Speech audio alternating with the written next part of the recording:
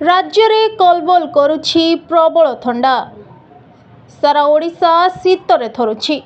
गत सप्ताह हेला प्रबल जाड़ कबल को चली जाइछि सारा ओडिशा। हाड़भंगा शीत राज्यवासी को अस्तव्यस्त कर साराणी।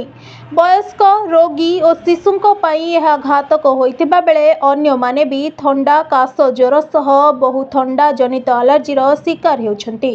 प्रबल जाड़े सारा ओडिशा थरुथिबा बेले जी उदयगिरी रे पारद स्तर 2 दिन हेला 3.1 डिग्री रे रहिछि। सेठारे शिशिरपात हेउछि। सेहिबळी सिमिलीगुड़े राति तापमात्रा 4.6 डिग्री, फुलबाणी रे 5.5 डिग्री, दारिंगबाड़ी रे 6 डिग्री, कोरापुट रे 6.5 डिग्री, चिपिलामारे 7.8 डिग्री, राउरकेला रे 8 डिग्री, झारसुगुड़ा रे 8.2 डिग्री, अनुगुल रे 9 डिग्री और किरोई रे 9.2 डिग्री लेखाए तापमात्रा रेकर्ड करा जाइछि। 10 सहरर तापमात्रा 10 डिग्री तले रहिथिबा सूचना मिलिछि। आगुकू आहुरी शीतर प्रकोप बढ़िबो बोली अनुमान करा जाउछि। ब्यूरो रिपोर्ट, ओडिश्री खबर।